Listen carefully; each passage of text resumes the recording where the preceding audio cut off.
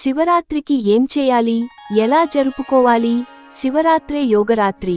శివరాత్రికి రోజు ప్రకృతిలో ఉండే తరంగాలు, అంతరిక్షం నుంచి వెలువడే కాస్మిక్ కిరణాలు విశ్వ మానవ వికాసానికి, మనిషి తన పరిపూర్ణమైన రూపాన్ని తెలుసుకోవడానికి, ఆత్మ సాక్షాత్కారానికి తోడ్పడుతాయి.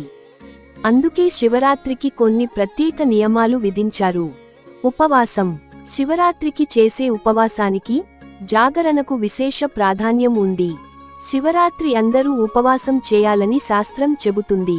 చిన్నపిల్లలకు, ముసలివాళ్లకు, అనారోగ్యంతో బాధపడేవాళ్లకు, గర్భవతులకు, ఔషధ సేవనం చేయాల్సిన వాళ్లకు మినహాయింపు ఇచ్చింది శాస్త్రం.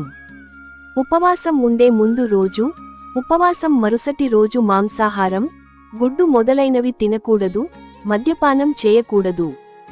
ఎలాగూ ఉపవాసం చేస్తున్నాం కదా, ఉదయం లేస్తే ఆకలి తట్టుకోవడం కష్టమని ఆలస్యంగా లేస్తారు కొందరు. అలా చేయకూడదు. ఉపవాసం ఉండే రోజు ఉదయం సూర్యోదయానికి ముందే నిద్రలేచి, తలపై నుంచి స్నానం చేసి, ఈ రోజు నేను శివునకు ప్రీతికరంగా శివరాత్రి ఉపవాసం చేస్తున్నాను అని సంకల్పం చెప్పుకోవాలి. ఉపవాసం అనే పదానికి అర్థం దగ్గరగా ఉండడం అని. భగవంతునికి మనసును, ఇంద్రియాలను దగ్గరగా జరపడమే ఉపవాసం.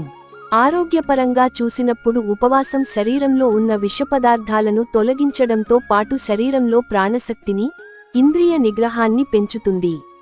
మరీ నీళ్లు కూడా తాగకుండా ఉపవసించమని ఎవరు చెప్పలేదు. అలా చేయకూడదు కూడా. ఎందుకంటే శరీరాన్ని కష్టపెడుతూ భగవంతుని వైపు మనసును తిప్పడం కష్టం. జాగరణ. శివరాత్రికి చేసే జాగరణ మనలో ఉన్న శివత్వాన్ని జాగృతం చేస్తుంది. జాగరణం మనలో ఉన్న శివుడిని జాగృతం చేస్తుంది, తమస్సును తొలగిస్తుంది.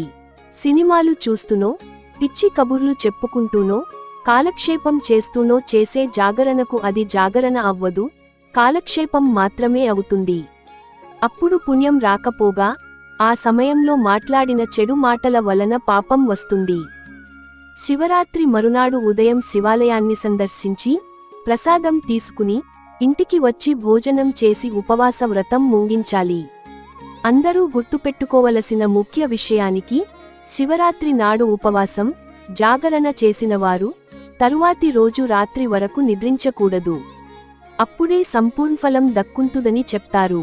అభిషేకం. శివుడు అభిషేక ప్రియుడు.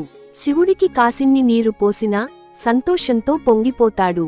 శివరాత్రి నాడు అందరూ వర్ణ, లింగ, జాతి, కుల భేదం లేకుండా శివుడిని అర్చించడం వలన, అభిషేకించడం వలన సదాశివుని అనుగ్రహంతో జీవితానికి పట్టిన పీడ తొలగిపోతుంది.